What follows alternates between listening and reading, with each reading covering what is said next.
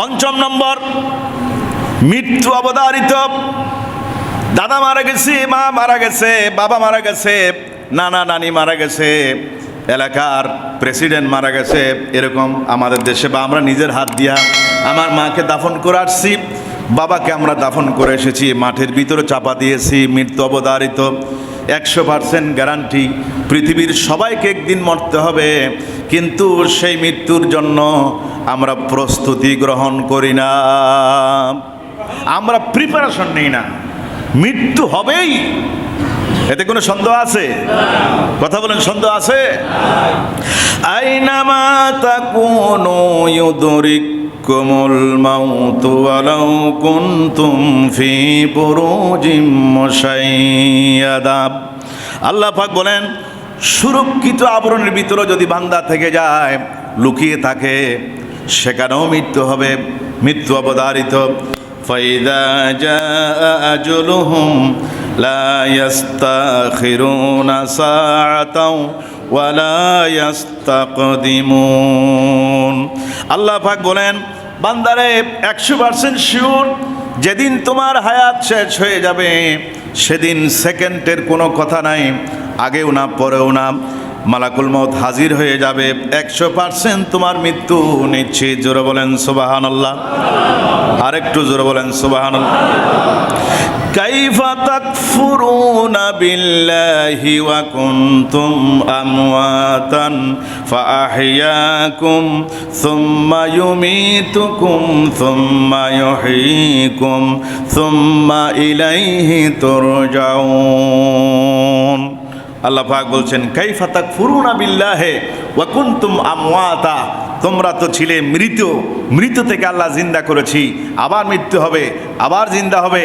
কিভাবে সে আল্লাহ পাককে অস্বীকার করো? প্রমাণিত সত্য, 100% গ্যারান্টি, আমাদের মৃত্যু হবে। ঠিক কিনা? বলেন ঠিক কিনা?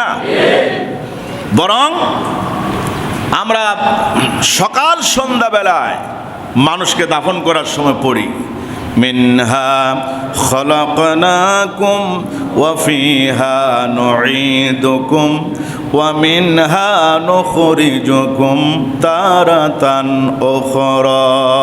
সকলে পড়েন, মিনহা খলাকনাকুম ওয়া ফিহা নুঈদুকুম ওয়া মিনহা নুখরিজুকুম তারাতান উখরা।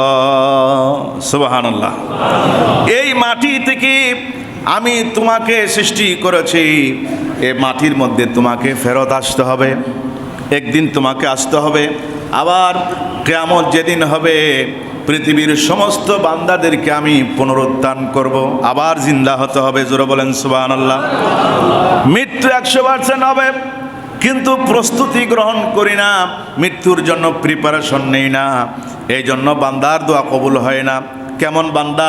মৃত্যু আমি প্রত্যেক সেকেন্ড, প্রত্যেক দিন মৃত্যুর দিকে আমি হাঁটি, কবরের দিকে আমি হাঁটতেছি, সামনে অগ্রসর হচ্ছি, আমি মৃত্যুর দিকে যাই, মৃত্যু আমার দিকে আসে। ঠিক কিনা? আমি মৃত্যুর দিকে যাচ্ছি। আজ কত তারিখ?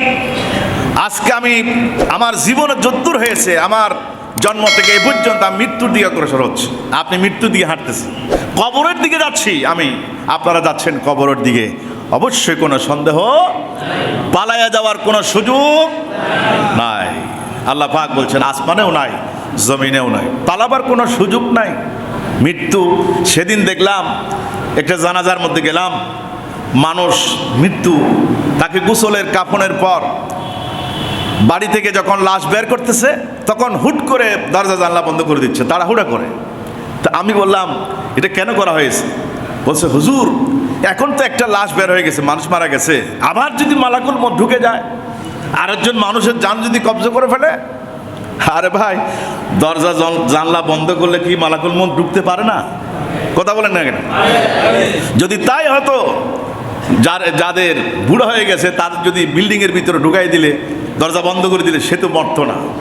আপনি শুধু এই বিল্ডিং নয়, ওয়ালাউ কুনতুম ফি বুরুজিম মুশাইয়াদা, সুকঠিন আপনার পিঞ্জরের ভিতরে যদি আবদ্ধ হয়ে যান, সেখানে মালাকুল মউত প্রবেশ করতে পারে। মৃত্যু থেকে আপনি নিজেকে বাঁচায় রাখতে পারবেন না। তাহলে প্রস্তুতি গ্রহণ করুন। প্রস্তুতি কি? এই যে আপনারা নামাজ পড়তে এসেছেন, মৃত্যুর প্রস্তুতি।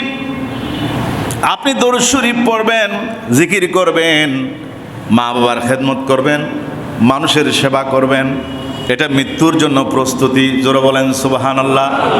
ওয়ামা খলাকাতুল জিন্না ওয়াল ইনসা ইল্লা লিয়াবুদুন। সকলে পড়েন, ওয়ামা খলাকাতুল জিন্না ওয়াল ইনসা ইল্লা লিয়াবুদুন। সুবহানাল্লাহ। তাহলে আমাদেরকে মৃত্যুর জন্য প্রস্তুতি গ্রহণ করতে হবে। প্রস্তুতি গ্রহণ করি না বলে দোয়া কবুল হয় না।